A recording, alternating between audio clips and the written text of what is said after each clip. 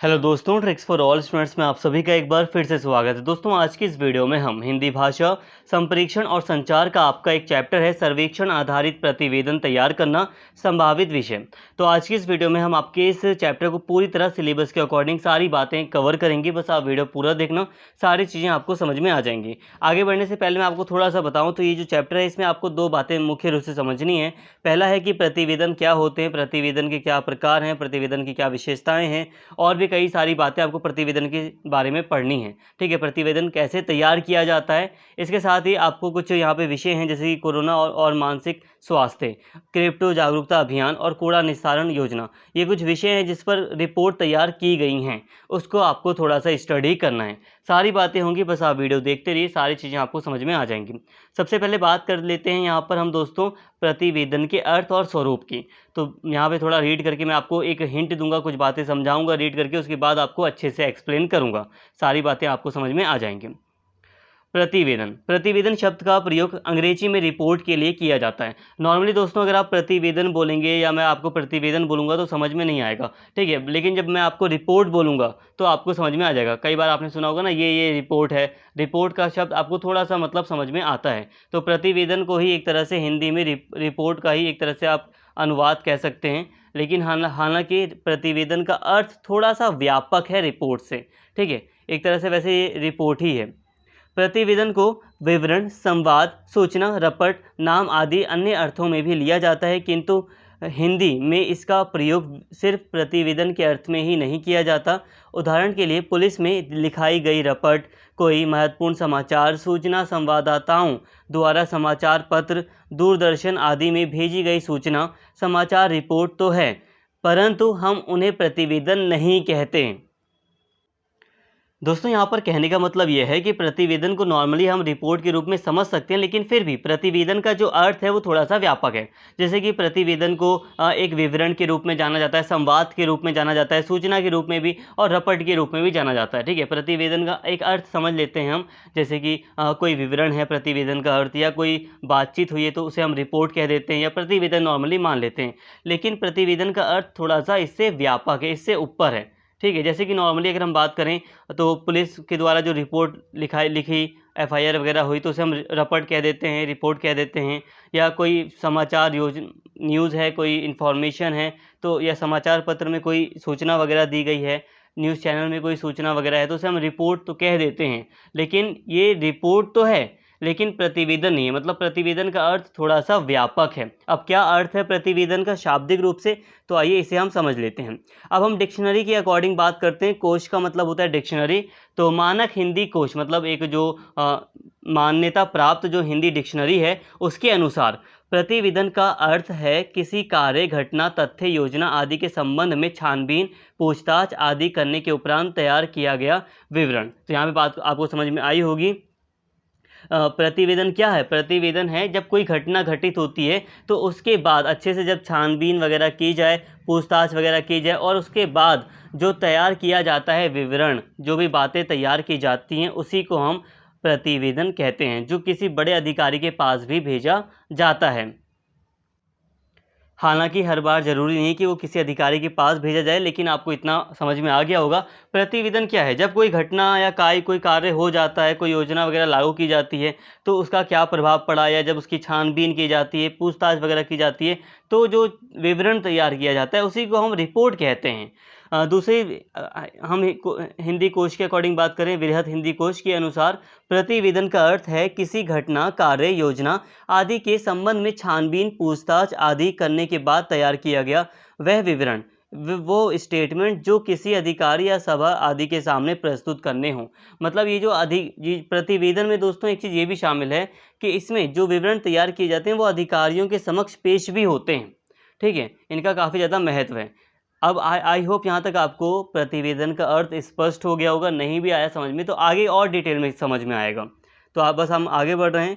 उक्त कोशगत अर्थों से प्रतिवेदन का आधा स्वरूप ही हमारे सम्मुख स्पष्ट होता है। वस्तुतः प्रतिवेदन में कार्य, घटना आदि के संबंध में छानबीन, पूछताछ, सर्वेक्षण, शोध आदि के बाद प्रस्तुत किए गए विवरण के साथ साथ उससे संबंधित सुझाव भी प्रस्तुत किए जाते हैं। देखिए दोस्तों, अभी जो हमने बात की नॉर्मली ऊपर, अभी हमने जो डिक्शनरी के अकॉर्डिंग बात की, तो उससे हमें नॉर्मल कुछ बातें ही समझ में आती हैं प्रतिवेदन के लिए। लेकिन प्रतिवेदन में एक चीज़ ये भी शामिल है कि प्रतिवेदन के अंतर्गत कार्य वगैरह का, जो भी घटना वगैरह हुई, जो भी कार्य वगैरह हुए हैं, उससे संबंधित छानबीन या सर्वेक्षण वगैरह किया जाता है, ठीक है, रिसर्च वगैरह की जाती है और फिर विवरण प्रस्तुत किया जाता है, स्टेटमेंट तैयार की जाती है, लेकिन साथ में ही सुझाव भी दिए जाते हैं, ठीक है। प्रतिवेदन के लिए हिंदी में आख्या, अभ्यावेदन और रिपोर्ट शब्द का प्रयोग भी किया जाता रहा है, परंतु राजभाषा हिंदी में अब प्रतिवेदन को ही मान्यता मिलती जा रही है। प्रतिवेदन शब्द का शाब्दिक अर्थ हुआ सामने से जानना, मतलब इसमें गहराई से विवरण दिया जाता है जिससे कि जाना जाता है, अच्छे से जांच पड़ताल करके, किसी मुद्दे की जांच पड़ताल करके विवरण तैयार किए जाते हैं। आई होप यहाँ तक आपको प्रतिवेदन का अर्थ स्पष्ट हो गया होगा। नहीं भी हुआ तो मैं अलग से आपको समझा देता हूँ। देखो दोस्तों, प्रतिवेदन को आप एक रिपोर्ट की तरह नॉर्मली समझो।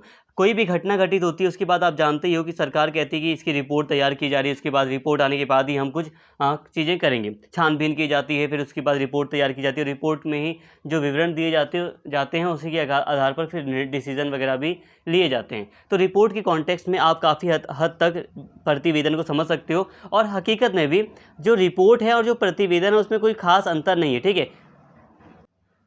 बस दिक्कत यहाँ पर हो जाती है कि रिपोर्ट को ना हम कई छोटे छोटे अर्थों में भी प्रयोग कर लेते हैं। लाइक कहीं पर किसी ने कंप्लेंट कर दी तो वो बोल देगा कि यार मैंने रपट लिखवा दी है, ठीक है, तो हमने रिपोर्ट को मान लिया एफआईआर। तो यहाँ पे रिपोर्ट का अर्थ ना बहुत छोटे छोटे अर्थों में भी आजकल हम कर लेते हैं, लेकिन हकीकत यह है कि रिपोर्ट और प्रतिवेदन में कोई अंतर नहीं है जब हम पूरी ऑफिशियली बात करते हैं। तो रिपोर्ट के रूप में आप प्रतिवेदन को समझ सकते हो। एक तरह से प्रतिवेदन पूरी तरह एक रिपोर्ट है, और रिपोर्ट का मतलब आपको पता ही है रिपोर्ट क्या होती है। जब हम कोई भी घटना होती है उसकी छानबीन करते हैं, फिर आंकड़े इकट्ठा करते हैं और उन आंकड़ों के हिसाब से हम रिपोर्ट में अपनी, मतलब जो भी घटना घटी है उसकी जानकारी प्रस्तुत करते हैं, ठीक है। इससे हम क्या हो जाता है, पूरा का पूरा किसी घटना को अच्छे तरीके से हम जांच लेते हैं और क्या सुझाव दिए जा सकते हैं उसको भी ऐड कर लेते हैं, और फिर जो रिपोर्ट है उसको आगे ट्रांसफ़र कर दिया जाता है, न्यूज़ वगैरह में पब्लिश भी कर दिया जाता है। कई बार अधिकारी से संबंधित रिपोर्ट है तो अधिकारी को दे दी जाती है। जैसे कि जो नीचे के अधिकारी हैं, जैसे कि कई बार जो पुलिस अधिकारी हैं, वो अब रिपोर्ट तैयार करते हैं, पूरी कोई भी घटना होती है उसकी रिपोर्ट तैयार करते हैं, फिर बड़े अधिकारी को सौंपते हैं, ठीक है। तो ये सारी चीज़ें प्रतिवेदन ही हैं। प्रतिवेदन का अर्थ आपको स्पष्ट हो गया होगा, एक तरह से ये रिपोर्ट ही है। अब हम बात करते हैं दोस्तों प्रतिवेदन के प्रमुख तत्वों की। धीरे धीरे बातें आपको और भी ज़्यादा स्पष्ट हो जाएंगी। प्रतिवेदन को प्रस्तुत करने के लिए निम्नलिखित तत्वों अथवा अंशों का ध्यान रखना आवश्यक है। इन तत्वों के समायोजन से प्रतिवेदन प्रभावशाली बन जाता है। अब यहाँ पर कुछ तत्व दिए गए हैं प्रतिवेदन के, तो इन्हें समझिए। जैसे कि प्रतिवेदन का प्रथम एवं आवश्यक तत्व है कोई विषय अथवा प्रसंग विशेष। यदि कोई विषय ही नहीं होगा तो प्रतिवेदन का लिखा जाना ही संभव नहीं है। कहने का मतलब यह है कि एक विषय का होना बहुत ज़्यादा आवश्यक है। प्रतिवेदन अगर हमें तैयार करना है तो कोई कार्य या कोई घटना होनी चाहिए जिसके बारे में हमें रिपोर्ट तैयार करनी है। मतलब कोई मुद्दा होना चाहिए, कोई इशू या कुछ भी कोई टॉपिक होना चाहिए जिसके ऊपर हम प्रतिवेदन तैयार कर सकें।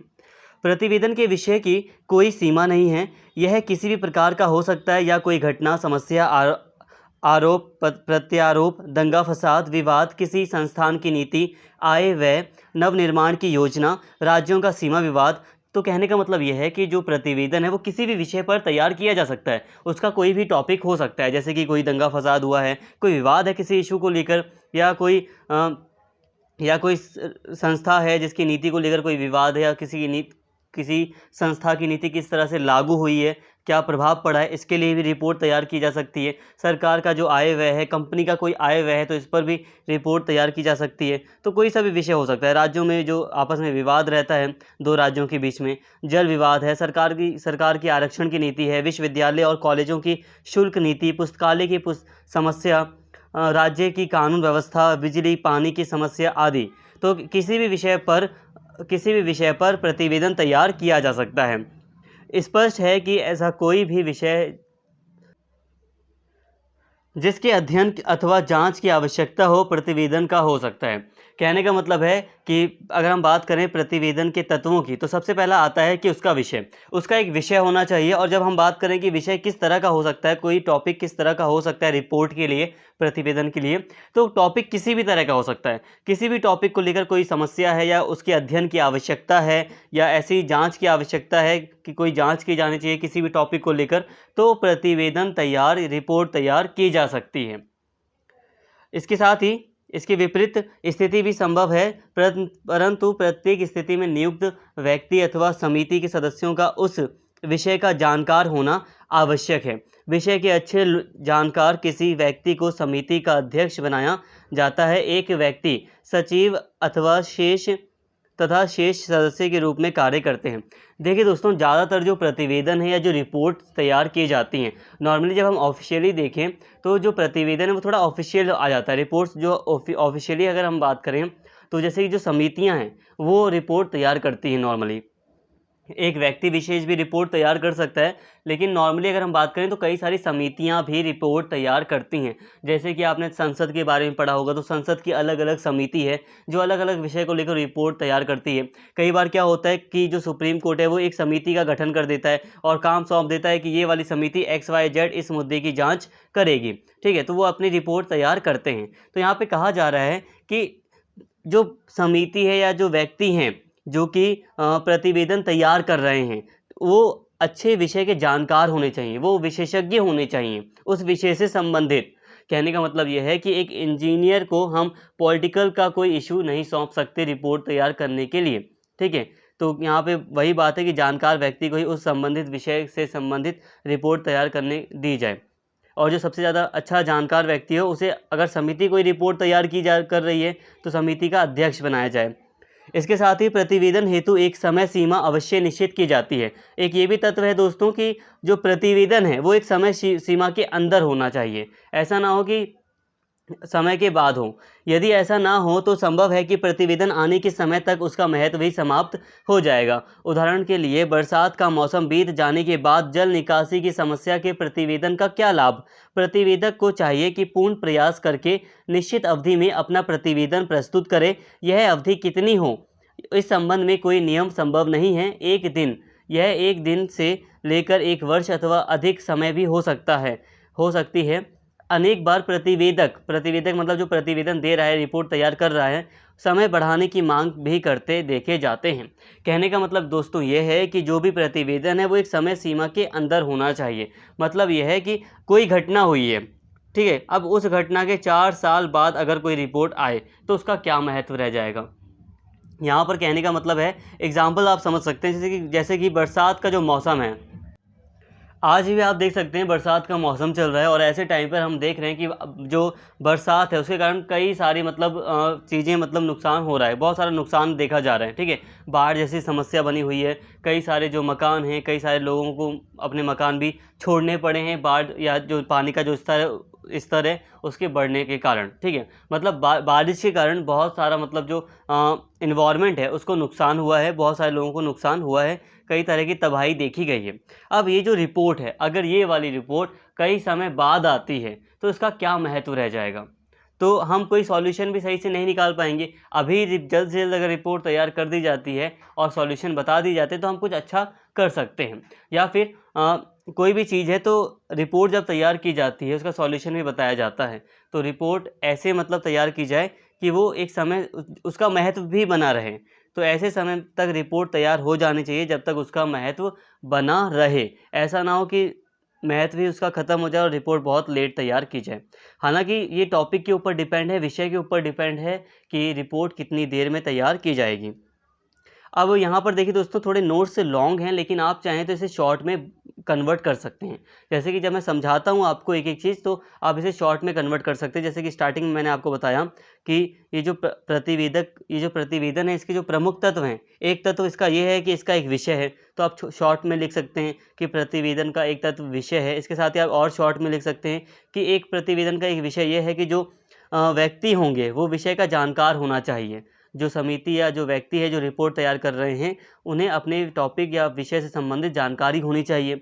इसके साथ ही एक समय सीमा में रिपोर्ट तैयार हो जानी चाहिए। ये चीज़ आप लिख सकते हैं। तो शॉर्ट में आप लिख सकते हैं। हालांकि आप इतना लॉन्ग पढ़ रहे हैं तो इसके साथ लॉन्ग पढ़ने का फ़ायदा ये है कि आप जब एग्ज़ाम में बैठेंगे तो सारी चीज़ें आपको याद आती जाएंगी और काफ़ी बेटर तरीके से आप एग्ज़ाम में लिख पाएंगे। आपके लिए लिखने के लिए ज़्यादा होगा, इसीलिए मैंने लॉन्ग नोट्स को यहाँ पर शामिल किया है और सारी बातें आपको समझाई जा सकें, इसीलिए सारी बातें यहाँ पर ऐड की गई हैं। अपना कार्य शुरू करने पर प्रतिवेदक के लिए आवश्यक हो जाता है कि वह यह तत्व संबंधी जानकारी एकत्र करे।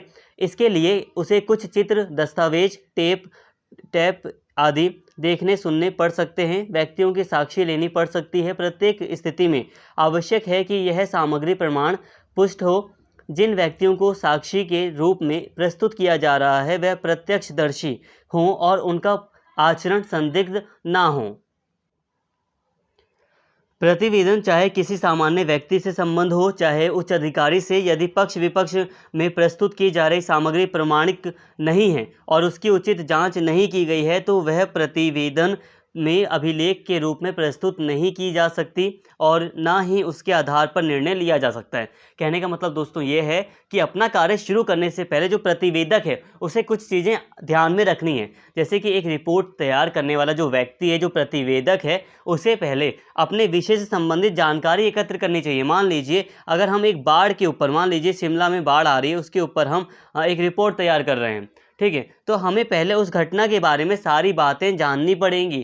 क्या चीज़ें कैसी हुई, किस दिन से शुरू हुई, सारी चीज़ें हमें एकत्र करनी पड़ेंगी। हमें उस इलाके में जाकर देखना भी पड़ेगा, ठीक है, तो ताकि जो सामग्री है वो प्रमाणिक साबित हो या प्रमाणिक सामग्री हम एकत्र कर पाएँ।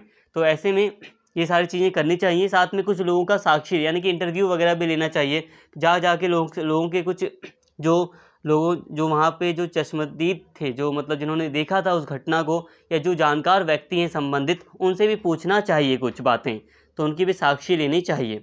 तो ये सारी चीज़ें एक प्रतिवेदक को करना चाहिए। साथ में ही जो प्रतिवेदन है वो किसी भी चीज़ से संबंधित हो, अगर वो प्रमाणिक सामग्री का प्रयोग नहीं करता है या फिर रिपोर्ट में एक ऑथेंटिक सामग्री का या ऑथेंटिक मटेरियल का प्रयोग नहीं किया जाता है, तो उसको हम सबूत के तौर पर या एक अभिलेख के तौर पर यूज़ नहीं कर सकते। उसका होना ना होना फिर बराबर है। प्रतिवेदन तथ्यों एवं प्रमाणों पर आधारित होता है। इन तथ्यों, प्रमाणों आदि का क्रम क्या है यह प्रतिवेदक अपने विवेक से तय करता है, परंतु प्रत्येक स्थिति में पहले प्रतिवेदन का विषय, फिर उस संबंध में की गई जांच पड़ताल, प्रतिवेदक का निष्कर्ष और फिर उसका अभिमत, यह क्रम अनिवार्य है। देखिए दोस्तों, आपको मैंने बता दिया कि प्रतिवेदन का एक तत्व ये भी है कि जो प्रतिवेदन है, जो रिपोर्ट है, वो अच्छे फैक्ट, जो सही फैक्ट हैं और जो प्रमाण हैं, जो ऑथेंटिक सबूत हैं, उसी के ऊपर आधारित होनी चाहिए या होती है आधारित। और साथ में एक क्रम भी होता है, इसका एक सीक्वेंस भी होता है। हालांकि जो क्रम में, जिस क्रम में रिपोर्ट तैयार की जाएगी, ये किसके ऊपर डिपेंड करता है? ये डिपेंड करता है प्रतिवेदक के ऊपर। वो किस क्रम में रिपोर्ट को तैयार करना चाहता है, वो किस जानकारी को आगे रखना चाहता है, किस जानकारी को पीछे रखना चाहता है, ये प्रतिवेदक के ऊपर डिपेंड है। लेकिन कुछ चीज़ें हैं जो कि प्रतिवेदक को क्रम में रखनी ही रखनी है। जैसे कि प्रत्येक स्थिति में पहले जो प्रतिवेदन का जो विषय है और जो जांच पड़ताल है, उससे संबंधित जो भी बातें उसे एक क्रम में ही रखनी पड़ती हैं, ठीक है। ऐसा नहीं कि वो इसे आगे पीछे कर दे, इसे क्रम में रखना पड़ता है कुछ बातें। इसके साथ ही दोस्तों अब हम बात कर रहे हैं प्रतिवेदन लेखन की प्रक्रिया। प्रतिवेदन का क्या अर्थ है आपको समझ में आ गया? एक रिपोर्ट ही है प्रतिवेदन, कुछ नहीं है, कुछ एक रिपोर्ट है, बस सिंपल सा अर्थ आपको क्लियर हो गया, ठीक है। इसके साथ ही आप बनाकर भी काफ़ी अच्छे से लिख देंगे, इतना आपको पढ़ा दिया। प्रतिवेदन क्या है, इसके ऊपर आपको इतनी जानकारी मिल गई कि आपको काफ़ी जानकारी मतलब हो गई है। अब हम बात करते हैं कि प्रतिवेदन की लेखन प्रक्रिया क्या है, ठीक है। लेखन प्रक्रिया क्या है, इसकी अब हम इसकी बात कर रहे हैं। तो किस तरह से तैयार किया जाता है इसको, आप इसे समझ सकते हैं। हालांकि जो पिछला हमने टॉपिक पढ़ा वो भी थोड़ा ऐसे ही था ना, कि प्रतिवेदन में क्या क्या चीज़ें शामिल होती हैं, क्या तत्व होते हैं उसके, तो मिलता जुलता ही टॉपिक है, लेकिन कई दूसरी बातें आपको इसमें जानने को मिलेंगी। प्रतिवेदन का महत्व अधिक है। भविष्य में कई फैसले प्रतिवेदन को ध्यान में रखकर भी लिए जाते हैं। ऐसे में प्रतिवेदन को पूर्व योजना बनानी पड़ती है, जिसमें निम्नलिखित चरण शामिल हो सकते हैं। अब मैंने यहाँ पे थोड़े चरण लिख दिए हैं, चरणों में कुछ लिख दिया है मैंने बनाकर, बाकी आप चाहे तो इसे कैसे भी लिख सकते हैं, ऐसे कुछ नहीं है कि ऐसे ही लिखना है आपको। अब यहाँ पे देखिए, लेखन प्रक्रिया के कुछ चरण हैं, जैसे कि कुछ चीज़ें शामिल होती हैं लेखन प्रक्रिया में अनिवार्य रूप से, जो इस प्रकार दी गई हैं, इसको आप देखो। प्रतिवेदक के लिए आवश्यक है कि वह विषय को भली प्रकार समझ ले। इसके लिए विषय का गहन रूप से अध्ययन करना और उस पर मनन करना आवश्यक है। मतलब पहला पॉइंट ये है कि जो प्रतिवेदक जो रिपोर्ट तैयार कर रहा है उसे पहले विषय की जानकारी होती है कि वो किस बारे में जानकारी होनी चाहिए कि वो किस बारे में रिपोर्ट तैयार करने जा रहा है। इसके साथ ही विषय को भली भांति समझ लेने के पश्चात तथ्यों का एकत्र करना चाहिए। इस दृष्टि से सभी संबंधित कागज, चित्र, ऑडियो, वीडियो टेप, सूचनाएं, आंकड़े आदि एकत्र कर लेने चाहिए। इनके लिए प्रतिवेदक किसी सहायक की मदद ले सकता है अथवा आवश्यकता पड़ने पर स्वयं भी उस स्थल के निरीक्षण आदि के लिए जा सकता है।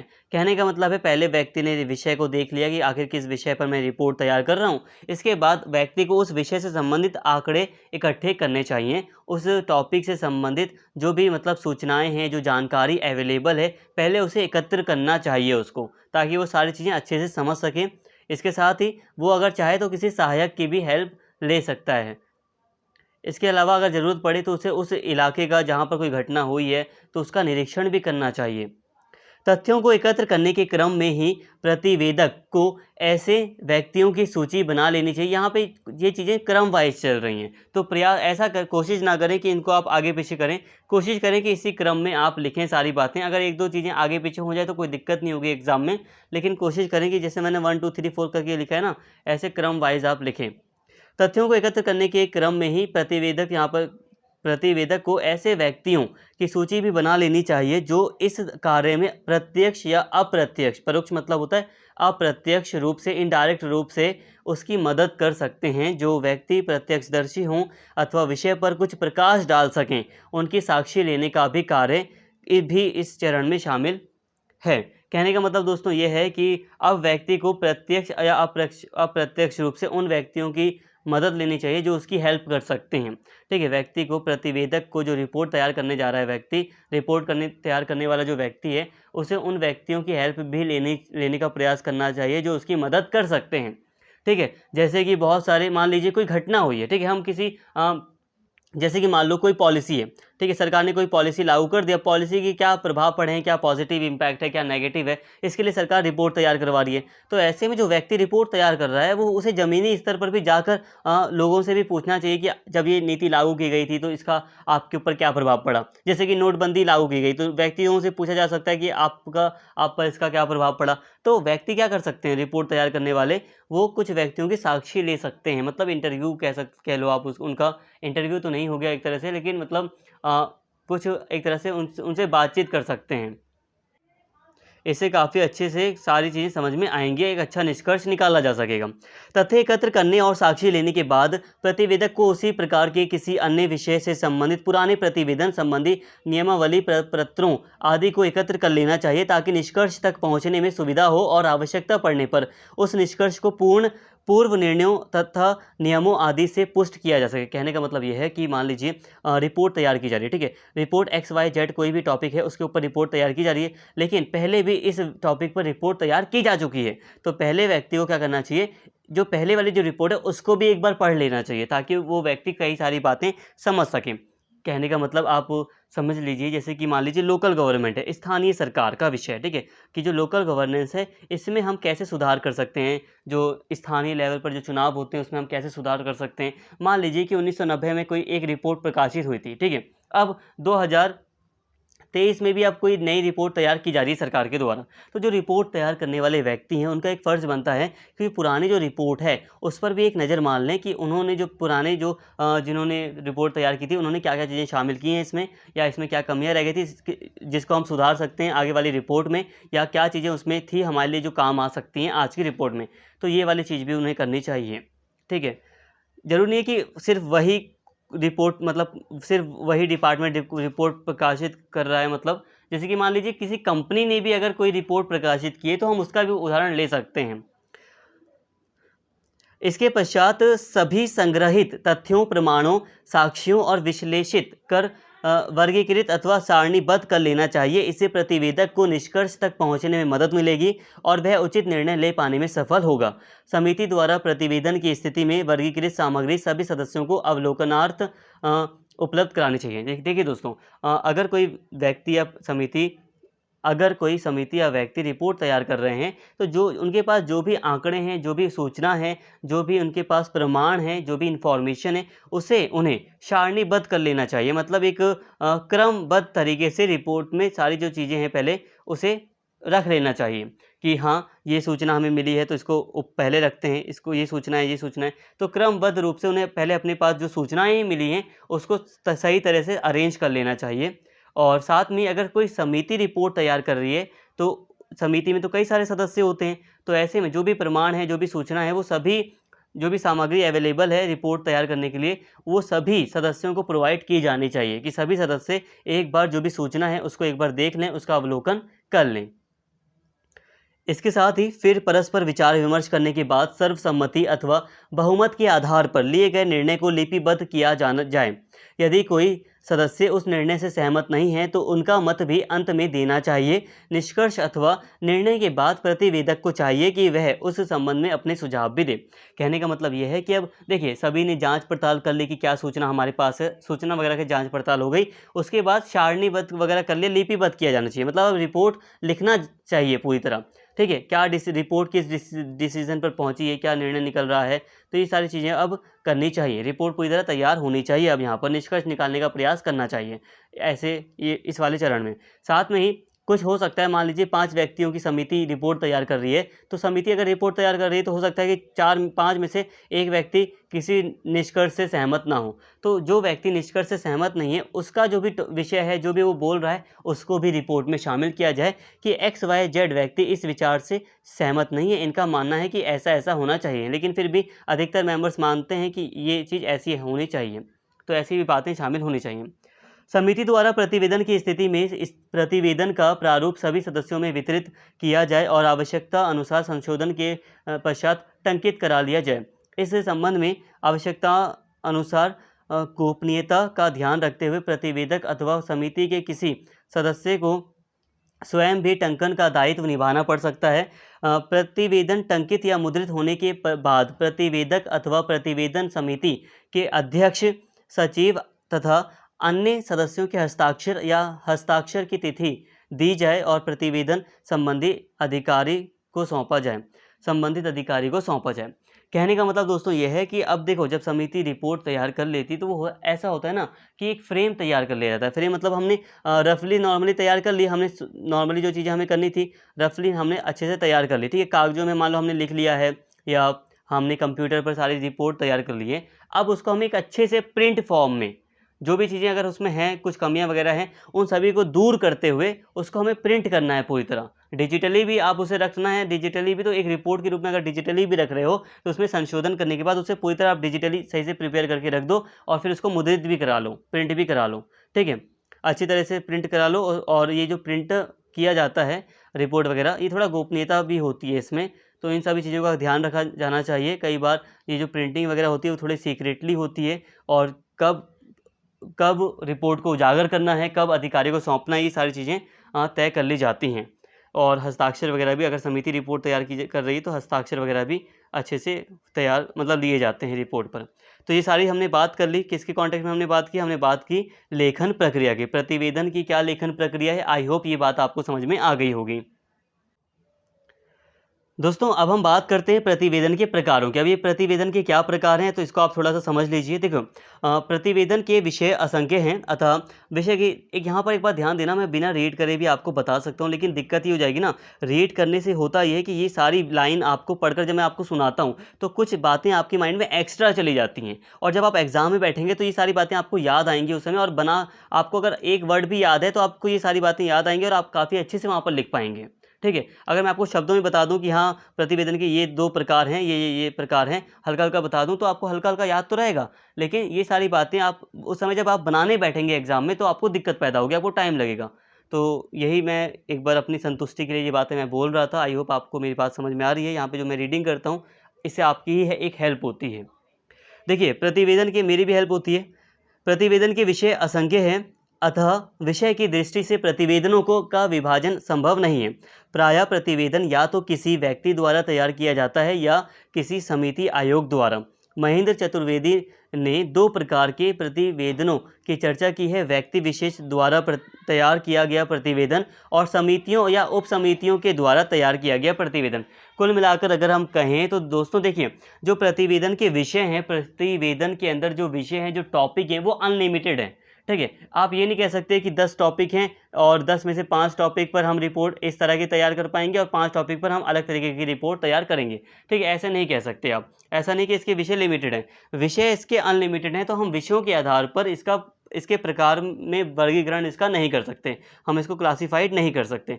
हालांकि जो महेंद्र चतुर्वेदी एक विद्वान है, इन्होंने किस तरह से प्रतिवेदन तैयार किया जाता है इस आधार पर कि एक व्यक्ति के द्वारा प्रतिवेदन तैयार किया जा रहा है या समितियों के द्वारा प्रतिवेदन तैयार किया जा रहा है, इस आधार पर इन्होंने प्रतिवेदन को 2 वर्गों में विभाजित कर दिया है। एक वो प्रतिवेदन जो एक व्यक्ति विशेष द्वारा, या मान लो 1-2 व्यक्ति हैं तो उनके द्वारा रिपोर्ट तैयार की जा रही है, उसको एक व्यक्ति विशेष द्वारा रिपोर्ट माना जाता है, प्रतिवेदन माना जाता है। और समितियों द्वारा जो रिपोर्ट तैयार की जाती है उसके दूसरे प्रकार का प्रतिवेदन मान लिया जाता है। मतलब अगर आप नॉर्मली बात करें तो 2 प्रकार के प्रतिवेदन हैं, एक जो व्यक्ति तैयार करे, एक जो समिति तैयार करे। तो बात यहाँ पे बिल्कुल सिंपल है।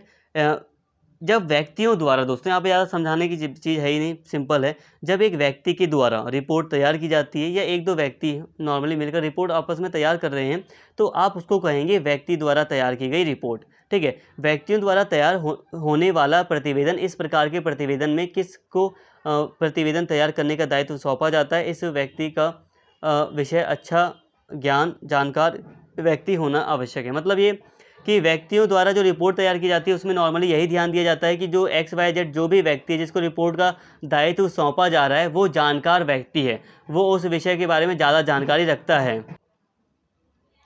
इसके साथ ही जो दूसरे प्रकार का रिपोर्ट है वो है समितियों द्वारा तैयार किया गया रिपोर्ट। समितियों या उप समितियों द्वारा तैयार होने वाला प्रतिवेदन, इस प्रकार के प्रतिवेदनों के विषय अपेक्षाकृत गंभीर प्रकृति के होते हैं। नॉर्मली देखो, कोई गंभीर प्रकृति का कोई बड़ा टॉपिक होता है ना, उसी के लिए समिति गठित की जाती है कि हाँ ये फलाना जो समिति है XYZ ये रिपोर्ट पेश करेगी। समितियों को रिपोर्ट इसलिए सौंपी जाती है दोस्तों क्योंकि अगर एक व्यक्ति रिपोर्ट तैयार करेगा ना तो कई सारे इशू क्रिएट हो जाते हैं।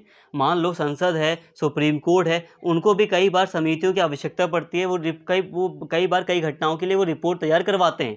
ठीक है, तो अब ऐसे में अगर वो एक व्यक्ति से रिपोर्ट तैयार करवाएंगे तो ऐसा जो रिपोर्ट तैयार करने के बाद जो रिजल्ट आएगा, जो निष्कर्ष निकाला जाएगा, उसमें फिर क्रिटिक किया जाएगा। उसमें कहा जाएगा कि भाई ये जो व्यक्ति है ये तो इस पार्टी से बिलोंग करता है, ये तो बीजेपी का व्यक्ति है, इसने तो बीजेपी पार्टी के पक्ष में ही सारी डिसीजन लेते हुए रिपोर्ट तैयार की है, या ये तो कांग्रेस का व्यक्ति है। तो ऐसे उस पर कई सारे आरोप लगाए जाएंगे। या तो ये कह सकते हैं कि हाँ ये इस विचारधारा का व्यक्ति है, ये इस धर्म का भी व्यक्ति है, इसलिए इसने ऐसी बातें कही हैं। तो ऐसे में कई सारी दिक्कत भी पैदा हो जाती है। इसीलिए समितियां बनाई जाती है, समितियों में 4, 5, 3, 4 एक से ज़्यादा सदस्य शामिल किए जाते हैं। ऐसे में क्या होता है, कई बार अगर आप संसद को देखोगे तो संसद में कई सारी समितियां बनी हैं जिसमें चाहे सरकार किसी भी पार्टी की हो, लेकिन उस संसद में दूसरी पार्टी के सदस्य भी शामिल होते हैं। जैसे कि मान लो 3 बीजेपी के सांसद होंगे और 2 एक कांग्रेस का हो गया या एक किसी और पार्टी का हो गया। तो इस तरह आप समझ सकते हैं समितियों का अपना एक महत्व होता है और समितियों को गंभीर विषय सौंपे जाते हैं। उसके ऊपर समिति अच्छे से डिसीजन या निष्कर्ष निकालती है। और एक चीज़ ज़्यादा ध्यान देना, एक चीज़ आपको गौर करने वाली बात है, चाहे जितनी भी पॉलिटिकल पार्टी हैं वो आपस में चाहे कितनी ही बहस करें, ऊपर आप मतलब संसद के बाहर आप देखिए कि चाहे कितनी ही बहस करें, संसद के अंदर चाहे कितनी ही वो बहस करें, एक दूसरे को अपोज करें, लेकिन जब समितियों के अंदर किसी विषय पर बात की जाती है तो वो काफ़ी गहराई से बात होती है और सभी लोग अपनी पार्टी के मुद्दे को थोड़ा साइड रखते हुए उस टॉपिक पर ज़्यादा ध्यान देते हैं।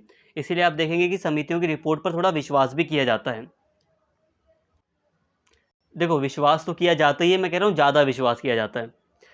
जिन विषयों के संबंध में यह समझा जाता है कि ये एक से अधिक व्यक्तियों के सुविचारित मत की आवश्यकता है, उनके लिए कोई समिति बना दी जाती है। बता ही दिया आपको, एक से अधिक व्यक्ति होने के कारण सामान्यतः इनके द्वारा की गई जांच पड़ताल अधिक सूक्ष्म और गहन होती है। काफ़ी गहराई से जांच पड़ताल की जाती है। कोई मुद्दे ऐसे भी होते हैं जिस पर आपस में बहस भी हो जाती है समितियों के सदस्यों के बीच में, फिर उसको सुलझाया जाता है, फिर सही से निर्णय लिया जाता है। निर्णय अधिक सुविचारित और अभिमत अधिक उपादेय होते हैं, मतलब सही डिसीजन काफ़ी हद तक होते हैं समिति द्वारा जो लिए जाते हैं। इस प्रकार के प्रतिवेदन सर्वेक्षण संबंधी गुण भी रखते हैं। मतलब इस तरह के जो सर्वेक्षण मतलब रिपोर्ट तैयार की जाती है उनके अंदर ऐसे गुण होते हैं जो काफ़ी हद तक सर्वेक्षण पर आधारित होते हैं, मतलब काफ़ी ज़्यादा रिसर्च होती है उसमें। तो ये आई होप ये बातें आपको समझ में आ गई होंगी। अब हम बात करते हैं प्रतिवेदन के प्रकारों विशेषताओं की। देखिए दोस्तों, प्रतिवेदन की जो विशेषताएं हैं वो कुछ इस प्रकार हैं, जैसे कि एक अच्छा प्रतिवेदन प्रामाणिक तथ्यों का संग्रह होना चाहिए। एक अच्छा प्रतिवेदन वही होगा, एक अच्छी रिपोर्ट वही होगी, या एक प्रतिवेदन की विशेषता ये है कि जो प्रतिवेदन होता है उसमें जो आंकड़े, जो रिपोर्ट में जो जानकारियाँ एकत्रित की जाती हैं, जो लिखी होती हैं, वो प्रामाणिक होती हैं, वो ऑथेंटिक होती हैं। ऐसा नहीं कि कहीं से भी हमने कुछ भी जानकारी लिख दी, अपने मन से कुछ चीज़ें ऐड कर दी, तो ऐसा नहीं होता। इसके साथ ही वह विषयनिष्ठ होना चाहिए और उसमें अनअपेक्षित सामग्री के लिए कोई स्थान नहीं होना चाहिए। मतलब जिस टॉपिक के लिए प्रतिवेदन तैयार किया जाना है उसी से संबंधित होना चाहिए प्रतिवेदन। ऐसा ना हो कि उसमें अनअपेक्षित जिस चीज़ की आवश्यकता नहीं है उसको भी आप शामिल कर रहे हो, मतलब फालतू चीज़ें नहीं होनी चाहिए, ये एक विशेषता हो गई। इसके साथ ही प्रतिवेदक को व्यवस्थित, राग द्वेष से दूर रहकर विषय का विश्लेषण एवं निष्कर्ष प्रस्तुत करना चाहिए। मतलब यह है कि जो व्यक्ति रिपोर्ट तैयार कर रहा है, या जो जिन व्यक्तियों के द्वारा रिपोर्ट तैयार की जा रही है, उन्हें आपस में या किसी विषय को लेकर अपने अंदर पहले से कोई धारणा नहीं बनानी, या कोई दुश्मनी वगैरह की जो भावना है वो होनी ही नहीं चाहिए। किसी भी विषय को लेकर एक व्यक्ति को बिल्कुल निष्पक्ष रूप से निष्कर्ष निकालने चाहिए और विश्लेषण करना चाहिए। प्रतिवेदन के विषय की विशेषज्ञता और तार्किकता स्पष्ट झलकनी चाहिए। कहने का मतलब है, जो प्रतिवेदन तैयार करने वाले जो व्यक्ति हैं वो विशेषज्ञ होने चाहिए, उनके अंदर तर्क वितर्क करने की क्षमता होनी चाहिए, वो ज्ञानी व्यक्ति होने चाहिए। ऐसा नहीं कि आप समिति में उन व्यक्तियों को शामिल कर रहे हो जिसे विषय के बारे में कोई जानकारी ही नहीं है। समिति के प्रतिवेदन की स्थिति में समिति के सदस्यों द्वारा किए गए तर्क वितर्क तथा बहस के बिंदुओं की ओर भी स्पष्ट संकेत करना चाहिए। साथ में जो रिपोर्ट तैयार की जाती है, जो प्रतिवेदन है, उसमें हम ये बात भी ऐड कर सकते हैं, या हमें करना चाहिए, जो भी बहस हुई थी रिपोर्ट तैयार करने के दौरान, या जो असहमति थी उसको भी हम ऐड कर सकते हैं। जिन मुद्दों पर असहमति थी उसको भी रिपोर्ट में ऐड किया जाना चाहिए। आप कई बार पढ़ेंगे, जब हम कॉन्स्टिट्यूशन की बात करते हैं, भारतीय संविधान को जब हम समझते हैं, फॉर्मेशन ऑफ इंडियन कॉन्स्टिट्यूशन, तो हम उस समय कई सारी डिबेट को आज के टाइम पर पढ़ते हैं। डिबेट क्यों पढ़ते हैं हम? हाँ, डिबेट तो पढ़ने का कोई मतलब यहाँ पर लॉजिक ही नहीं है एक तरह से देखा जाए, क्योंकि डिबेट वगैरह हो गई और डिबेट के बाद ही तो कॉन्स्टिट्यूशन तैयार किया गया। तो हमें तो कॉन्स्टिट्यूशन पर ही मेन फोकस करना चाहिए। हम डिबेट पर आज हम फोकस क्यों कर रहे हैं? हम फोकस इसलिए करते हैं क्योंकि डिबेट से हमें कई नए आइडियाज़ भी मिल जाते हैं, कि हमें पता चलता है कि डिबेट के दौरान कई सारे ओपोजिशन में जो व्यक्ति थे उन्होंने ये बातें भी कही थी, और उनकी उस समय ये बातें भी ठीक थी, और आज भी हम उसका कुछ यूज़ कर सकते हैं। तो डिबेट भी यूज़ में होनी चाहिए, मतलब डिबेट भी आपको लिखनी चाहिए। तो यहाँ तक दोस्तों आई होप प्रतिवेदन की विशेषताएं आपको समझ में आ गई। बाकी एक तरह से सिंपल सा बताऊं तो प्रतिवेदन के बारे में आपने इतना कुछ पढ़ लिया है कि आप और भी जो विशेषताएं हैं वो आप अपनी बनाकर भी ऐड कर सकते हैं। वैसे तो इतनी इनफ है, लेकिन खुद भी आप ऐड कर देंगे बनाकर। सिंपल सी बात है। विशेषता का मतलब क्या होता है कि प्रतिवेदन क्या है, मतलब उसमें क्या गुण है, क्या चीज़ें होती हैं, क्या चीज़ें नहीं होती। तो बहुत सारी चीज़ें आपको मैंने पढ़ा दी, उसको आप प्रतिवेदन की विशेषताओं में भी लिख सकते हैं। आई होप यहाँ तक आपको सारी बातें समझ में आ गई होंगी। अब दोस्तों यहाँ पर हमें बात समझनी है, जैसे कि यहाँ पर आप देखिए, सर्वेक्षण आधारित प्रतिवेदन के उदाहरण। अब कुछ सर्वेक्षण आधारित प्रतिवेदन है। सर्वेक्षण आधारित प्रतिवेदन का मतलब है कि जो रिपोर्ट तैयार की गई है वो काफ़ी ज़्यादा, मतलब थोड़ा रिसर्च वगैरह काफ़ी ज़्यादा हुआ है यहाँ पर, ठीक है, सर्वेक्षण किया गया है, पूरा सर्वे हुआ है यहाँ पर, तो उसके आधार पर रिपोर्ट तैयार की गई है। सर्वे के आधार पर किया गया है ये रिपोर्ट। कई बार कोई घटना होती है तो उस घटना से ही हम जुड़े रहते हैं, मेन घटना पर ही फोकस करते हैं। लेकिन सर्वेक्षण में क्या है, अलग अलग बहुत सारे लोगों से रिव्यूज़ लिए जाते हैं, बहुत सारे लोगों को ऐड किया जाता है सर्वेक्षण में, ठीक है, सर्वे में। तो ये सर्वेक्षण आधारित कुछ रिपोर्ट के उदाहरण यहाँ पर दिए गए हैं। इनको मैं नॉर्मली आपको समझा देता हूँ, सारी जानकारी आपको नॉर्मली है हल्की हल्की। देखिए यहाँ पे सारी बातें मैंने ऐड की हैं, लेकिन मैं यहाँ पे पूरा रीड नहीं करूँगा, बस आपको नॉर्मली बातें समझा दूंगा। बाकी हाँ, रिपोर्ट चाहें अगर आप तो एसओएल की रीडिंग में आपको पूरी रिपोर्ट मिल जाएगी, अदरवाइज़ आप स्क्रीनशॉट भी ले सकते हैं यहाँ पर। अब आगे बढ़ रहे हैं, यहाँ पे पहले आपको मैं रिपोर्ट समझाता हूँ, उसके बाद ये सारी बातें करूँगा। देखिए दोस्तों, कोरोना और मानसिक स्वास्थ्य एक रिपोर्ट। अब एक रिपोर्ट प्रकाशित हुई थी 20 फरवरी 2023 को कोरोना और मानसिक स्वास्थ्य एक रिपोर्ट। कहने का मतलब यह है कि ये जो रिपोर्ट थी वो सिंपल सा यही है कि कोरोना महामारी के दौरान किस तरह से मानसिक स्वास्थ्य पर इसका असर हुआ था, इससे संबंधित ये रिपोर्ट है। ऐसा पूरे विश्व में है कि जो महामारी है इसके कारण जो मनोविज्ञान है इस पर बहुत ज़्यादा प्रभाव पड़ा है, मतलब लोगों की मानसिक स्थिति और भी ज़्यादा नाजुक हुई है।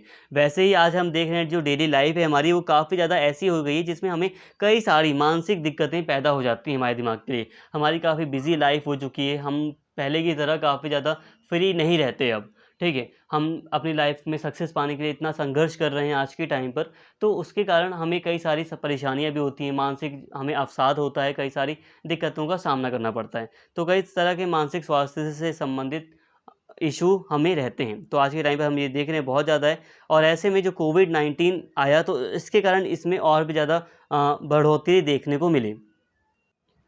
और उसी से संबंधित ये रिपोर्ट है जिसमें कहा गया है कि जो रिपोर्ट तैयार की गई थी उसमें ये पाया गया कि 90% देशों में मानसिक स्वास्थ्य सेवाओं को बाधित किया है। कोविड-19 की जो महामारी थी इसने और भी ज़्यादा जो सेवाएं, मानसिक जो स्वास्थ्य सेवाएं दी भी जाती थी लोगों को, उसमें इन्होंने बाधा पहुंचाई है। बाधा का मतलब यह है कि जो मानसिक रूप से लोग स्वस्थ हो रहे थे या मानसिक रूप से लोग एक तरह से स्वस्थ थे या कई तरह की जो टेक्निक थे वो सीख रहे थे, तो उसमें बाधा भी पहुंचाई है और ज़्यादा दिक्कतें लोगों को हुई हैं। इसमें नॉर्मली हर वर्ग के व्यक्ति ही शामिल हैं मानसिक चिंताओं में। अब अनुमान क्या है, तो यहाँ पे अनुमान थोड़ा-सा पढ़ के मैं बताता हूँ। के लांसेंट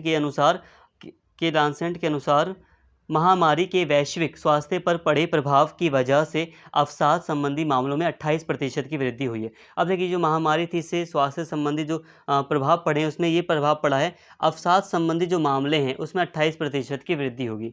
अगर आपने इसका स्क्रीनशॉट नहीं लिया तो इसका स्क्रीनशॉट ले लेना आप। और अनुमान की मैं बात करूं दोस्तों, तो अनुमान में यही कहा गया है, एक विद्वान है इनके द्वारा, कि अवसाद संबंधी जो मामले हैं उसमें 28% की वृद्धि हुई है। मतलब जो मानसिक बीमारियां हैं, जो मानसिक तकलीफ़ें हैं, जो चिंताएं हैं वो बढ़ा है, ठीक है। व्यक्तियों में कुछ कमियां आई हैं, और स्पेशली जो जबकि चिंता को लेकर होने वाली, अब चिंता करने के कारण जो प्रभाव पड़ा है, नॉर्मली देखा जाए तो अवसाद संबंधी जो मामले 28% बढ़ गए हैं, लेकिन अब इसका जो प्रभाव हुआ है, इसका जो चिंता से संबंधित जो प्रभाव पड़ा है, अब उसके कारण 26% की परेशानियां बढ़ गई हैं। मतलब चिंता से संबंधित जो परेशानियां होती हैं उसमें 26% का इजाफा हुआ है, मतलब बढ़ी हैं वो। इसके साथ ही 2000 एक अनुमान के हिसाब से अगर देखें तो वैश्विक अर्थव्यवस्था में मनोवैज्ञानिक स्वास्थ्य पर होने वाला खर्च 2030 तक 6 ट्रिलियन अमेरिकी डॉलर हो जाएगा, जो अपने आप में बहुत ज़्यादा है। तो देखिए दोस्तों, यहाँ पे कहा जा रहा है कि धीरे-धीरे हम देख रहे हैं कि 2030 तक अगर हम देखें इसी स्पीड से अगर ये सारी चीज़ें चलती रहें, तो जो मनोविज्ञान है इसमें जो खर्चा है वो बहुत ज़्यादा बढ़ जाएगा। क्योंकि आज हम देख रहे हैं कि मानसिक तकलीफ़ें काफ़ी ज़्यादा लोगों की बढ़ गई हैं। हालाँकि यहाँ पे एक चीज़ देखिए दोस्तों, यहाँ पे कहा गया है कि 5 अमेरिकी डॉलर का रिटर्न देता है। यहाँ पे देखो कहा गया है कि अवसाद और चिंता के लिए साक्ष्य आधारित देखभाल में निवेश किया गया प्रत्येक डॉलर बेहतर स्वास्थ्य और उत्पादकता में 5 अमेरिकी डॉलर का रिटर्न देता है। कहने का मतलब दोस्तों ये है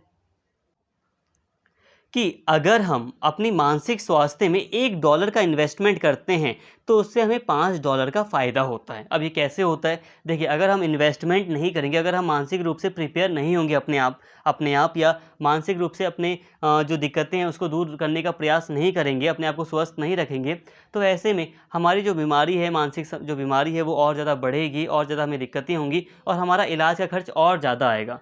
तो इसीलिए यहाँ पे कहा गया कि हम अगर $1 इन्वेस्ट करें तो $5 का हमें फ़ायदा भी एक तरह से होता है। लेकिन आप देख सकते हैं कि इस तरह से खर्चा जो है मानसिक चीज़ों पर काफ़ी ज़्यादा मानसिक स्वास्थ्य के लिए बढ़ा है, ठीक है। नॉर्मली जो फैमिली है वो रिटर्न की ओर ध्यान नहीं देंगी, वो तो यही देखेंगे कि खर्चा बढ़ा है, तो जो ज़ाहिर-सी बात है, जो साफ तौर पर दिखाई दे रहा है।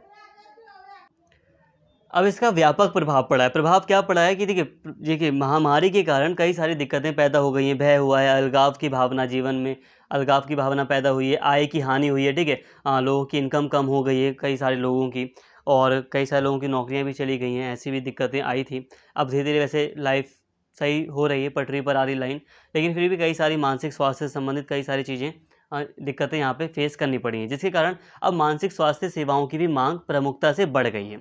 इसके साथ ही विभिन्न समाजों में महामारी के परिणामस्वरूप सामाजिक अलगाव और आर्थिक संकट के कारण मानसिक स्वास्थ्य की पीड़ा बढ़ गई है, और भय, मृत्यु, परिजनों को खोने, नौकरी गंवाने या जीवन यापन का रास्ता बंद होने और सामाजिक तौर पर अलगाव तथा अपनों के बिछड़ने या दूर जाने की वजह से लोगों की चिंता और अवसाद, अलगाव और उदासी में वृद्धि देखी गई है। तो ये जो विषय है इसमें वृद्धि देखी गई है। इसके साथ ही जिन लोगों को पहले से ही मानसिक बीमारी है या मादक पदार्थों का सेवन करने की वजह से उनको मानसिक विकार ने जकड़ लिया है, उनको कोविड-19 से संक्रमित होने की संभावनाएं ज़्यादा हैं। इसी कारण ऐसे लोगों पर विपरीत मानसिक और मनोवैज्ञानिक प्रभाव पड़ने की भी आशंका है। दुर्भाग्यवश मध्यम से न्यूनतम आय वाले देशों में मानसिक बीमारियों से जूझने वाले 75 से 80% नागरिकों को आवश्यक सहायता कभी नहीं मिल पाई। कहने का मतलब दोस्तों यह है कि अब लोगों के मन में और भी ज़्यादा डर बैठ गया है, कई सारे लोगों के मन में। हालांकि अब तो लाइन ठीक हो गई है, लेकिन अब जो रिसर्च किया गया है इसमें, तो इससे यही पता चला कि मानसिक जो स्वास्थ्य है इस पर एक बहुत बड़ा नकारात्मक प्रभाव इस महामारी का पड़ा था। और सबसे बड़ी जो बेकार बात यह है, जो विकासशील देश हैं, जो गरीब देश हैं, वहाँ पर मैक्सिमम जो लोग हैं 80 से 75% जो लोग हैं, उनकी जो मानसिक बीमारियाँ हैं इसे दूर करने के लिए उनकी कोई ख़ास सहायता नहीं की गई है। इसके साथ ही मानसिक स्वास्थ्य सेवा में निवेश। World federation for mental health के अध्यक्ष एंग्रिड डेलियस ने 2020 में कहा था कि मानसिक स्वास्थ्य सेवाओं पर पहले से भी भारी बोझ है। ऐसे में अब कोविड-19 महामारी के कारण मानसिक स्वास्थ्य की ज़रूरतों में असाधारण वृद्धि, इससे प्रभावित हर महाद्वीप के अनेक देशों में पहले से ही पैसों और संसाधनों की कमी का सामना कर रही मानसिक स्वास्थ्य सेवाओं को बुरी तरह प्रभावित कर रही हैं। देखिए दोस्तों, सिंपल सी बात है यहाँ पे यही है कि एक मेंटल हेल्थ के जो अध्यक्ष हैं, world federation for mental health के जो अध्यक्ष हैं, उन्होंने साफ तौर पर कहा था कि पहले से ही मानसिक जो स्वास्थ्य हैं इस पर बहुत ज़्यादा खर्च होता है या इसका एक भारी बोझ है लोगों के ऊपर। ठीक है, स्पेशली अगर हम गरीब देशों की बात करें तो वहाँ पर ये बोझ बहुत ज़्यादा बढ़ जाता है या बहुत ज़्यादा महंगा पड़ता है। और जब ये जो महामारी आई है इसके कारण ये जो बोझ है वो और ज़्यादा बढ़ गया है। अतः अब वैश्विक नेताओं को चाहिए कि वे इसकी ज़रूरत को प्राथमिक बनाकर यह सुनिश्चित करें कि गुणवत्तापूर्ण मानसिक स्वास्थ्य सहयोग प्रत्येक के लिए हर जगह आसानी से उपलब्ध कराया जाए। मतलब यही है कि यही कहने का प्रयास किया जा रहा है यहाँ पर कि जो वैश्विक नेता हैं, ठीक है, उनका ये प्रयास होना चाहिए कि वो मानसिक स्वास्थ्य को दूर करने का प्रयास करें। 80 वर्षों में चिंता, अवसाद और आत्महत्या को संबोधित करने वाले स्कूल आधारित हस्तक्षेपों में निवेश किए गए प्रत्येक एक अमेरिकी डॉलर ने एक अच्छा रिटर्न दिया है। मतलब स्कूल वगैरह में जो मतलब पैसा लगाया गया है लोगों को या बच्चों को, जो शिक्षा दी गई है जिसमें उनकी मानसिक हेल्थ को, मेंटल हेल्थ को प्रिपेयर करने का प्रयास किया गया, अच्छा करने का प्रयास किया, तो इसका अच्छा रिजल्ट भी आया है। इसके साथ ही दोस्तों यहाँ पर यही कहा जा रहा है कि देखिए आज अगर हम बात करें तो दुनिया भर में जो मानसिक स्वास्थ्य सेवाएं हैं उस पर बहुत ज़्यादा जो खर्च है वो बहुत कम होता है। खर्च करना बहुत ज़्यादा है लेकिन खर्च बहुत कम किया जाता है। बहुत सारे जो देश हैं उनका जो सार्वजनिक स्वास्थ्य बजट है वो 2% से भी कम है। ठीक है, और मानसिक स्वास्थ्य पर खर्च करते हुए अपने नागरिकों की ज़रूरतों को पूरा करने में परेशानियों का सामना कर रहे थे। दुनिया के कुछ गरीब देशों में तो सरकार किसी व्यक्ति की मानसिक स्थिति का उपचार करने पर $1 से भी कम पैसा खर्च कर रही है। यहाँ उल्लेखनीय है कि मानसिक बीमारी के इलाज में आने वाले खर्च के मुकाबले नकारात्मक लाभदायक परिणाम या निष्क्रियता की कीमत ज़्यादा होती है। कहने का मतलब ये है कि अगर मानसिक स्वास्थ्य पर ध्यान नहीं भी दिया जाता तो इससे भी आगे चलकर और भी ज़्यादा नुकसान होता है और भी ज़्यादा खर्च बढ़ता ही है। तो कुल मिलाकर कहा जाए तो बहुत कम खर्च किया जा रहा है मानसिक स्वास्थ्य को लेकर, मानसिक स्वास्थ्य सेवाओं को लेकर। और आज हम देख रहे हैं विश्व में कि ये जो मानसिक स्वास्थ्य है इसमें कई सारे मतलब ये काफ़ी ज़्यादा बढ़ गया है। ये जो एक बहुत बड़ा मुद्दा भी बन रहा है ये, और मानसिक स्वास्थ्य से संबंधित जो चिंताएं हैं वो बढ़ी हैं विश्व में। इसकी ओर हमें ध्यान देने की आवश्यकता है। और ये जो महामारी से संबंधित ये जो रिपोर्ट है इसमें यही देखा जा रहा है कि मानसिक जो स्वास्थ्य पर ये जो रिपोर्ट तैयार की गई है इसके माध्यम से यही देखा जा रहा है कि महामारी के कारण और भी ज़्यादा चिंता बढ़ गई है। भारत की क्या स्थिति है तो इसको मैं जल्दी से बता देता हूँ। विकासशील देशों में महिला सशक्तिकरण की कमी, निर्णय लेने की अक्षमता से इनकार और घरेलू हिंसा के बीच खराब मानसिक स्वास्थ्य स्थितियों में एक बड़ी भूमिका निभाते हैं। देखिए दोस्तों, अगर हम भारत की बात करें तो भारत भी एक विकासशील देश है और भारत में भी हम देखते हैं महिला सशक्तिकरण की कमी है, निर्णय लेने की अक्षमता क्षमता से इनकार, महिलाओं को ज़्यादातर निर्णय लेने में शामिल नहीं किया जाता, घरेलू हिंसा वगैरह होती है। तो ऐसे में जो मानसिक स्वास्थ्य है इस पर बहुत ज़्यादा प्रभाव पड़ता है। डोमेस्टिक वायलेंस एक बहुत बड़ा इशू है, ठीक है? तो बहुत ज़्यादा मानसिक प्रभाव पड़ता है। महिलाओं के मानसिक स्वास्थ्य स्थितियों की व्यापकता में दशकों से कोई परिवर्तन नहीं आया है। जो महिलाओं की जो मानसिक स्वास्थ्य है इस पर कोई दशकों से अगर हम बात करें तो कई दशकों से, सालों से कोई परिवर्तन नहीं आया, कुछ सुधार नहीं हुआ है। कोविड की महामारी ने मानसिक स्वास्थ्य देखभाल की आवश्यकता और भी बढ़ा दी है। अब और भी ज़्यादा ज़रूरत बढ़ गई है कि हम मानसिक स्वास्थ्य पर ध्यान दें, मानसिक स्वास्थ्य देखभाल को बढ़ाएँ। महामारी के बीच चिंता की व्यापकता काफ़ी बढ़ गई है। मध्यम आय वाले देशों को कोविड-19 महामारी ने अनेक कारणों की वजह से विशेष रूप से प्रभावित किया है। तो जो गरीब देश हैं, विकासशील देश हैं, तो उन पर एक बहुत बड़ा प्रभाव पड़ा ही है। भारत की अर्थव्यवस्था पर भी इसका काफ़ी प्रभाव पड़ा है। ऐसा नहीं कि भारत में इससे विकास हुआ हो, तो बहुत ज़्यादा प्रभाव पड़ा है भारत की अर्थव्यवस्था के ऊपर भी। मानसिक स्वास्थ्य स्थितियों की व्यापकता में दशकों से कोई परिवर्तन नहीं हुआ है, लेकिन कोविड-19 की महामारी ने मानसिक स्वास्थ्य देखभाल की आवश्यकता को और बढ़ा दिया है। स्वास्थ्य बजट में मानसिक स्वास्थ्य के बजट के लिए रखी जाने वाली राशि में काफ़ी खामियां हैं। कुछ विकासशील देशों में महामारी के प्रति सरकार की प्रतिक्रिया में सुरक्षा को लेकर किए गए उपायों ने चिंता और अवसाद के स्तर को कम करने में महत्वपूर्ण भूमिका अदा की है। देखिए दोस्तों, सिंपल सी बात है, यहाँ पे यही कहा जा रहा है कि भारत की स्थिति भी अगर हम देखें तो कुछ खास ठीक नहीं है, और जो मेनली जो विकासशील देश हैं वहाँ पर स्थिति कुछ खास अच्छी नहीं है मानसिक स्वास्थ्य को लेकर। हालांकि कई सारे विकासशील देशों ने भी एक अच्छा रिस्पांस देते हुए कोविड-19 से निपटने का प्रयास किया है। और जैसे कि अगर हम भारत को ही देखें तो महामारी के टाइम पर जो प्रमुख नेता थे वो सामने भी आए थे और प्रमुख रूप से लोगों के साथ देने की भी बात कर रहे थे। कई सारे लोग सामने आए जिन्होंने कई तरह से दान दिया या कई तरह से भंडारे किए, खाना बाँटा, लोगों को प्रोवाइड किया। जो गरीब एरिया थे वहाँ पर भी खाना बाँटा गया। तो बहुत सारे लोग निकल कर सामने आए, और भारत की मैं बात कर रहा हूँ स्पेशली, तो एकजुट होकर देश ने इस महामारी का सामना भी किया, ठीक है। लेकिन साथ में जो मानसिक जो स्वास्थ्य है इस पर हमें ध्यान देने की ज़रूरत है, इसमें काफ़ी ज़्यादा खामियाँ हैं। तो यहाँ तक दोस्तों हमने कई सारी बातें कर ली। अब हम बात कर रहे हैं इसी में आगे बढ़ने का रास्ता, मतलब इसमें क्या, किस तरह से हम आगे बढ़ सकते हैं। तो कुल मिलाकर यही बात हो रही है कि जो WHO है, विश्व स्वास्थ्य संगठन, वो यही कह रहा है कि यहाँ पर अब हमें मानसिक स्वास्थ्य पर खर्च को बढ़ाना चाहिए। जो संसाधन है किसी भी देश के पास, उसे अब अपने देश को स्वस्थ रखने पर ध्यान देना चाहिए। उसे सही से मानसिक स्वास्थ्य देखभाल की व्यवस्था करने का प्रयास करना चाहिए। यही है आगे की राह। तो कुल मिलाकर कहा जाए तो यहाँ पर हमने कोरोना और मानसिक स्वास्थ्य जो एक रिपोर्ट है इसको हमने देख लिया, एक उदाहरण को हमने देख लिया, 2 उदाहरण अभी बचे हैं, एक उदाहरण को हमने देख लिया। अब मैंने काफ़ी जल्दी इसको समझाया, एक्चुअली ज़्यादा रीड करूँगा तो ठीक नहीं रहेगा। इतना मेनली जो मेन बात थी आपको समझा दी गई हैं। अगर आप पढ़ना चाहें इसको डिटेल में तो खुद भी एक बार पढ़ लेना आप, और इसको स्पेशली याद भी कर सकते हो, इंपॉर्टेंट है ये, इसको आप याद कर लो, बेटर रहेगा। जैसे कि 3 रिपोर्ट आपको अभी उदाहरण में पढ़नी है, तो एक आध रिपोर्ट अगर आप पढ़ भी लेते हो, याद कर लेते हो थोड़ा, तो ठीक रहेगा। और अगर आप पढ़ना चाहो तो एसक्यूएल की रीडिंग में भी ये रिपोर्ट दी गई है, आप वहाँ से भी अच्छे से पढ़ सकते हो। यहाँ पे मैं बस समझा रहा हूँ मेनली, और एक बार रीड बस मैं इसलिए करता हूँ ताकि आपको थोड़ी जानकारी मिल जाए।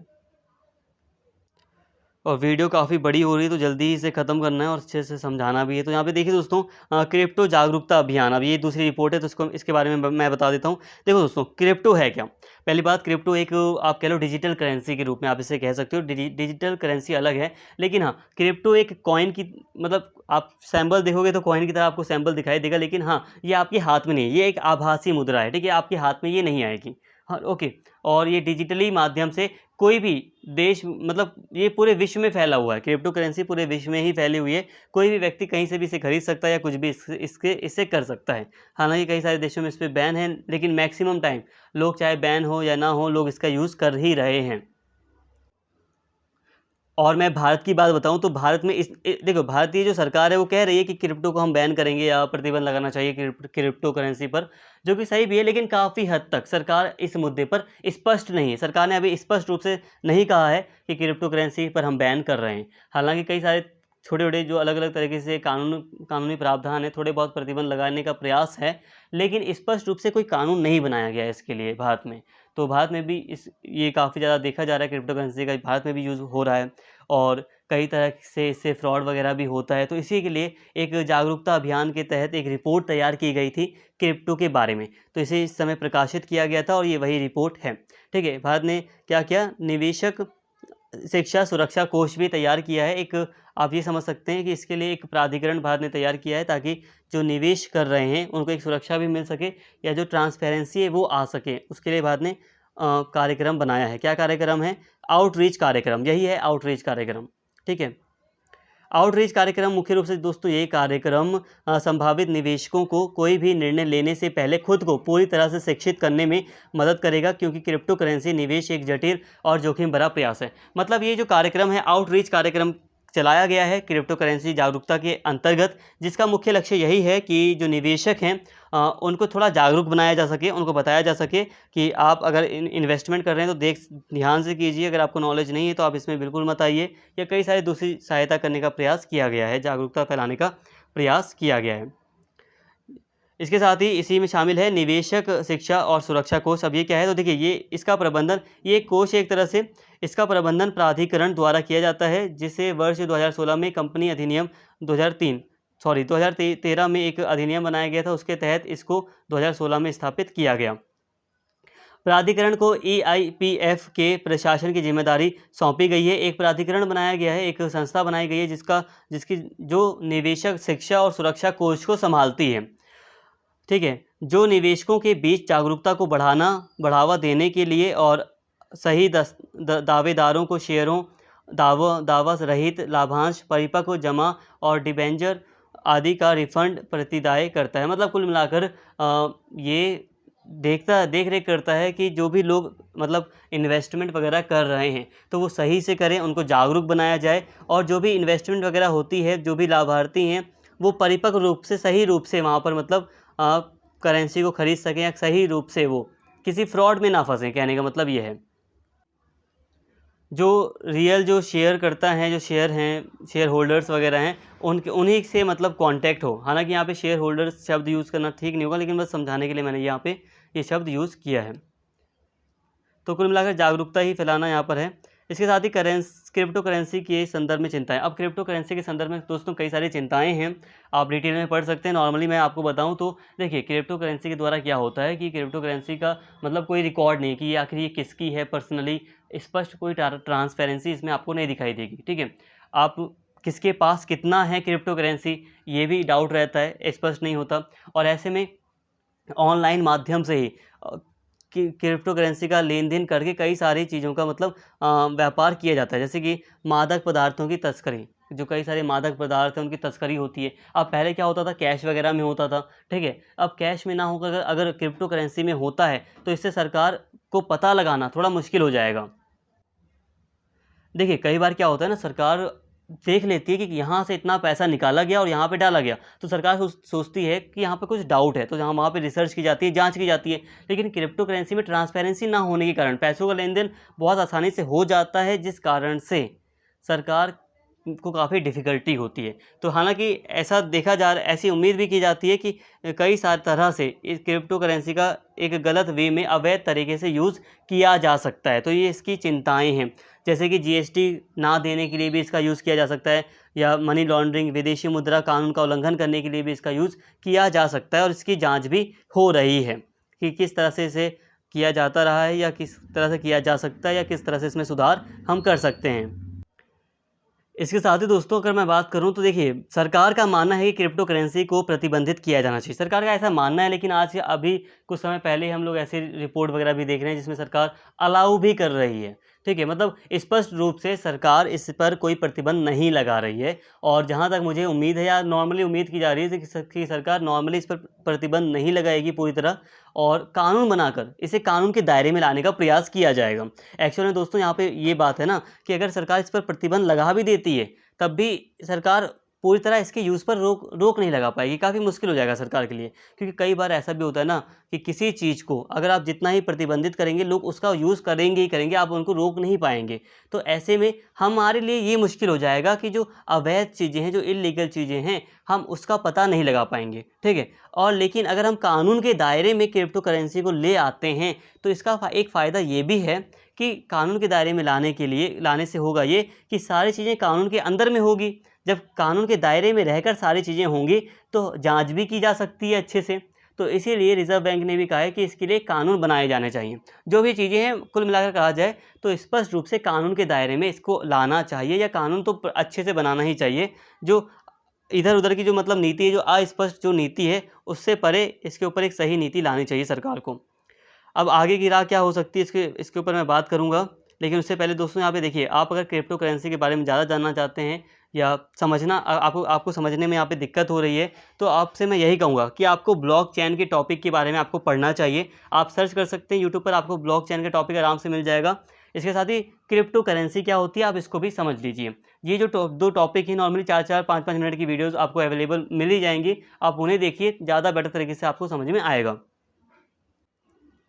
बाकी मनी लॉन्ड्रिंग शब्द का मतलब मैं बता देता हूँ। मनी को एक जगह से दूसरे का बार बार ट्रांसफ़र करना या फैलाना, जिससे कि सरकार को पता ना चल सके कि पैसा कहाँ आ रहा है, कहाँ जा रहा है। सरकार को गुमराह जो किया जाता है, इसी को हम कहते हैं मनी लॉन्ड्रिंग। तो ये भी फ्रॉड है। इसके साथ ही आगे की राह क्या है, तो आगे की राह यही है कि कानून वगैरह बनाकर इसको कानूनी दायरे में सही से लाया जाए, ताकि हम कानूनी दायरे में रहकर जितनी भी अवैध चीज़ें हो रही हैं उस पर रोक लगा सकें। तो यही इसकी आगे की राह सही से हो सकती है। स्पष्ट कानून लाने का यहाँ पे प्रयास किया जाना चाहिए। इसके बाद दोस्तों यहाँ पे ये तीसरा एक रिपोर्ट है, यहाँ पे कूड़ा निस्तारण योजना एक तीसरी यहाँ पे रिपोर्ट है। अब कूड़ा निस्तारण योजना क्या है, तो देखिए दोस्तों, इसे नॉर्मली मैं हल्का सा समझा देता हूँ। यहाँ पे एक गांव का नाम है, जैसे कि यहाँ पे लिखा है सिटी ब्लॉक टांट गांव। मतलब ये एक नॉर्मली एक गांव, सिटी कह लो नॉर्मली एक से, कई बार सिटी को गांव को भी सिटी में ही ऐड किया जाता है। जैसे कि नॉर्मली आपने कई सारे दिल्ली में देखा होगा, कई सारे शहर का नाम गांव से शुरू होता है, हालांकि आज के टाइम पर वो शहर हैं। खिड़की गांव का आपने नाम सुना होगा, या बहुत सारे गांव हैं। तो सिटी ब्लॉक टांट गांव एक गांव है, यहाँ पर एक गांव का नाम है ये। इसे आप एक शहर के रूप में समझ सकते हैं, एक जगह है, एक स्थान है। तो वहाँ पर किस तरह से कूड़े को मतलब डिस्पोज किया जा रहा है, किस तरह से वहाँ पे कूड़े का निस्तारण किया जा रहा है, इसके बारे में यहाँ पर सारी जानकारी दी गई है।